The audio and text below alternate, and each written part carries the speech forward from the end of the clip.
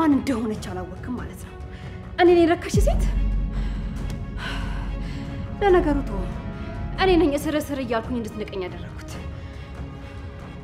አሁን ግን ምን ማድረግ እንዳለብኝ አውቃለሁ ወይኔ እዚህ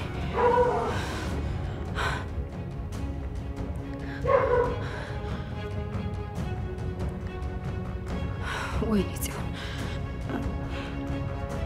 ታክሽ ቅርታ አድርጊልኝ እኔ ስናደድ ማረጉን አላውቅም አረ ባደረከው ነገር አሁን ደስተኛ ሆንክ አልሆንኩም አንቺ እንደዚህ ያዝነሽ ያየው እንዴት ነው ደስተኛ መሆኑ ባክሽ እኔ ፍቅር ቅርታ አድርጊልኝ በየጊዜው ትንሽ ጠብቀኝ ስትኝ ተበሳጨው በዛ ላይ ይሄን ሁሉ ጊዜ ጠብቄሽ ድንገት ጥለሽ ልትሄጂ እንደምትችይ ሳስብ በቃ ንዴቴንም ራሴንም መቆጣጠር አልቻልኩም እና የምታስረኝ አብረን በመተኛት ነው እንዴት አይነት ጥሩ ሐሳብ ነው አከ ይሄ ከንስደርዶኝ የሰው ያለ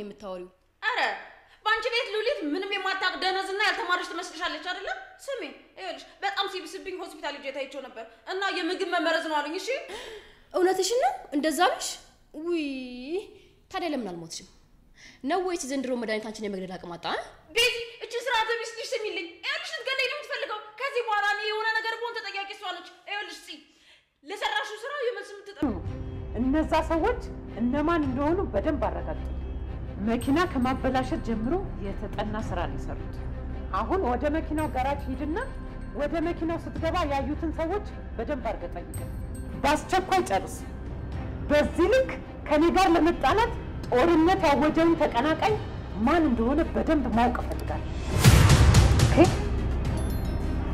ሌላ ችግር ሌላ አደጋ ቤዛን የመኪና አደጋ ደረሰባት ቤዛ ሆቴል እቀጠረቻት ልጅ ጋር ሆቴሉን ለመግዛት እየሄደች እያለ መንገድ ላይ የመኪና አደጋ አጋጠማት በሌላ በኩል ደግሞ ያፌት ኢፍራታን ሳትፈልግ በግዷ አስገድዶ ደፈራት ኢፍራታ አሁን ከምንም በላይ ለያፌት ያላት ጥላቻ ከባድ ነው ያሳዝናል ኢፍራታ ያፌትን አሳዘረችው የዛሬው ትግስቷ አለቀ በቃ ተማጠጠ ምንም ቢሆን ናታንን ስለምታፈቅረው ስለምትወደው ከያፌት ጋር አንሶላ መጋተት አልፈለገችም ነበር ግን ሳትወድ በግዷ ስለተናደድኩ ምንም ማድረግ አልችልም ስናደድ የማደርገውን አላጥም አላት ያፌት እሷ ደግሞ በጣም ተናደደችና ተደፈርኩ ብላ በፖሊስ አስያዘችው ናታን ደግሞ አንድ እህታችን እጫካ ሊደፍሯት ሲሉ ደርሶ አዳናት ናታን አሁን ለአዲሷ ልጅ ልቡ ሸፍቷል እናም ስራ እንደሌለው ጽዮን እንደሆነች እዚህ ደረጃ የምታደርስ ያደረሰችው አሁንም በሷ እየተንቀሳቀሰ እንደሆነም ነገራት ልጅቷም ስራ ልትፈልግለት ተስማማች ቤዛ ግን በጣም ያሳዝናል እንግዲህ ዳግም የገባበት ነገር በጣም ከባድ ነው ቢኒ ደግሞ አቤላ ደውሎ ሁሉን ነገር ነገረው አቤላ ለቀጣው ደግሞ ያልጋ ላይ ፎቶ ልክልሃለሁ ይሄ አሁን ከንፈር ነው በማለት ነገረው ቢኒ አሁን የመጨረሻ ተናዷል በዛ ላይ ለጽዮን እንዳንቺ አይነት ርካሽ ሴት እኔናት መጥነኝ በዚህ ልክ ርካሽ ትሆኛለሽ ብዬ በፍጹም አስቤም አለምም አላውቅም ከዛሬ ጀምረሽ በዙሪያ እንዳዞሪ እንዳይሽም አልፈልግም ወንድሜ እንዳለው የወንድምነቴ ፍቅር ይበልጥብኛል በማለት ለጽዮን መልእክት ላከላት ሰላም ወደና የተከበራችሁ የቻናሌ ቤተሰቦች እንዴት ናችሁ ልይ ሰላማችሁ ይብዛልኝ ለዚህ ቻናል አዲስ የሆናችሁ ሰብስክራይብ ያደረጋችሁ ቪዲዮውን እስከመጨረሻው ተከታተሉ ዛሬ እንግዲህ ሐረግ ቀጣይ ፓርቲ ዘመተናል ማለት ነው በጣም በሚያሳዝን ሁኔታ ቤዝ እንግዲህ የመኪና እራት ሆናለች ማለት ነው። እውነት በጣም ይከብዳል፣ ያሳዝናል። አሳዝናኛለች። ቢሆንም ምንም ማድረግ አይቻልም። እንግዲህ ቢኒ ደግሞ እየተንጎራደደ ባለበት ሰዓት ጺም ደግሞ ቁጭ ብላ ውጭ ላይ ቁጭ ብላ አንተ ማን ስለሆንክ ነው እንደዚህ የምትለኝ እያለች ቢኒ የላከላት መልእክት በዚህ ልክ ትረክሻለሽ ብዬ አስቤ አላውቅም። እንደዚች አይነት ሴት ደግሞ ለኔ አትመጥንም። ምንም ቢሆን ምንም ከዚህ በኋላ በምንም ሁኔታ እንዳይሽም ሆነ በስልኬም ላይ እንድደውይ የትም ቦታ እንዳገኝሽ አልፈልግም ብሎ ላከላት። ጽዮን ይሄንን ስታይ አንተ ማን ስለሆንክ ነው እንደዚህ የምትለይ በማለት ተናደደች። ለነገሩ አንተ ምን ታደርግ፣ እኔ ነኝ ራሴን ዝቅ ያደረኩት ራሴን ያዋረድኩት በማለት እሬ መገን እያለች እያለ ቤዛ ከኋላ ደረሰችባት።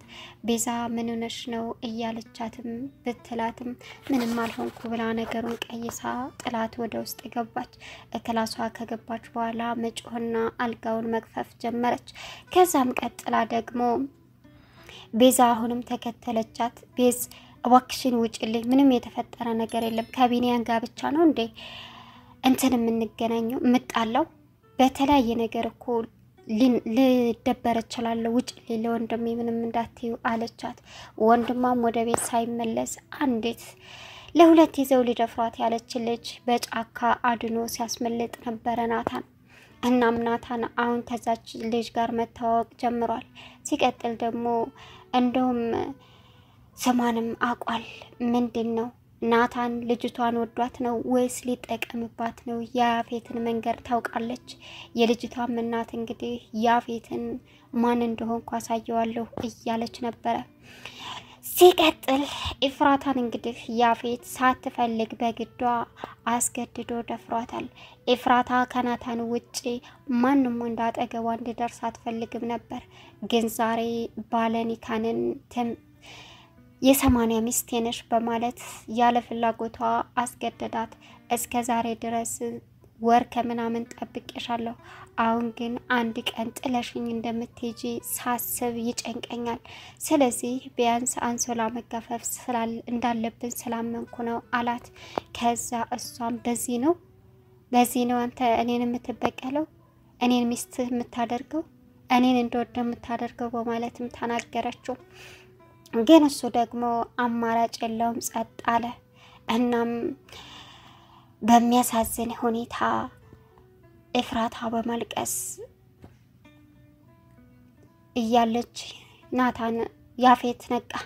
የኔ ንግስት እንደዚህ ስታለቅሽ ማየት አልፈልግም አለ። ከዛም ከባበላ በኋላ ድርጅቱ አብረው መስራት እንዳለባቸው ነገራት። ጠየቀችው። ዛሬ ወደዛ እንሄድም ዘና ማለት አለብን ሲላትም በፍጹም ምን እያሰብሽ ነው? ምን ፈልገሽ ነው አላት። ምን አስባለሁ አለችው። ድርጅቱ ውስጥ አንቺም የኔን መረጃ ለማግኘት ከምትደክሚ ጊዜሽን ከምታቃጥይ እኔም ደግሞ ሚስት ያሳልፋት ትሰጠኛለች እያልኩኝ ከምጠራጠርሽ እልቅስ ለምን ለራስሽ ለብቻ የሆነ ቢዝነስ አሰሪም አላት። እሱ አይመለከተኝ፣ አንተ ላታምነኝ ትችላለህ።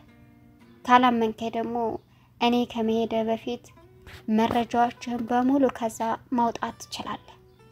ግን እኔ ናታንን መበቀል ነው የምፈልገው አለችው። ማለት እንዴት አንቺ ልትበቀይ አላት።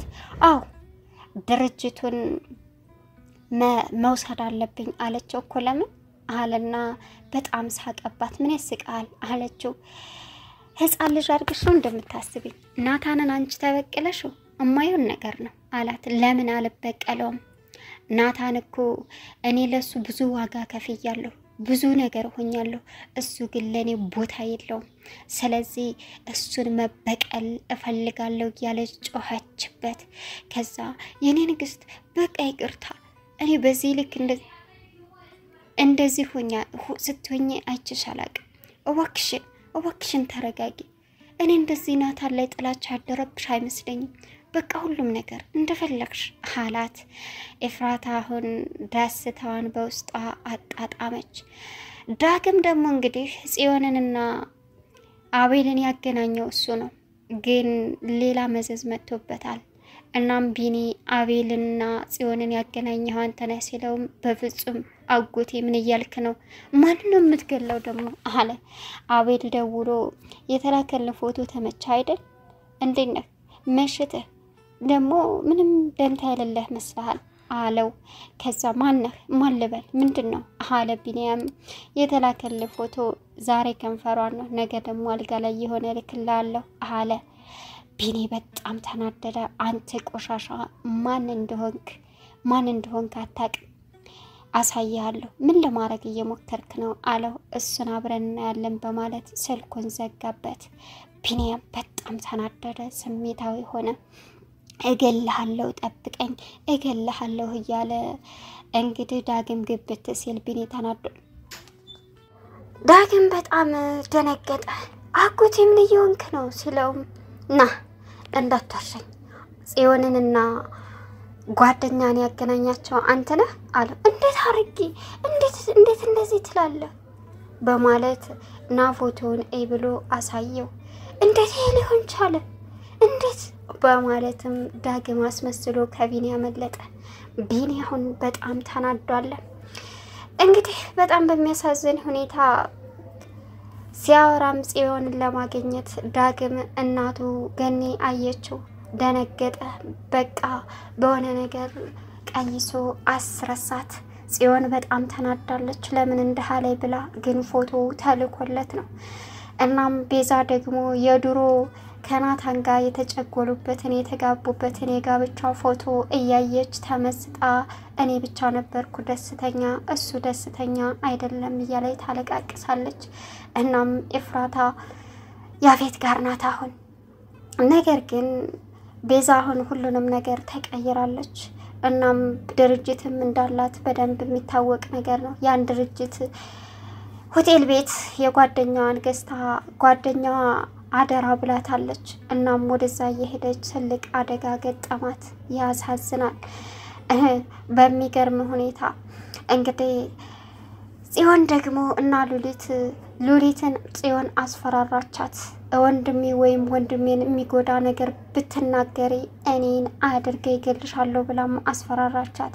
ጽዮን ዳግም ጋር ለመሄድ ተነሳች። እውነት የሚስተካከል ነገር ይኖራል። በጣም የቤዛ ነገር ምስኪን ዋዬ መልካምነቷን አስተላልፋ ሳጨርስ ህይወቷ አለፈ። ቻናሉን ሰብስክራይብ ያደረጋችሁ ቪዲዮዎች እስከ መጨረሻው ተከታተሉ።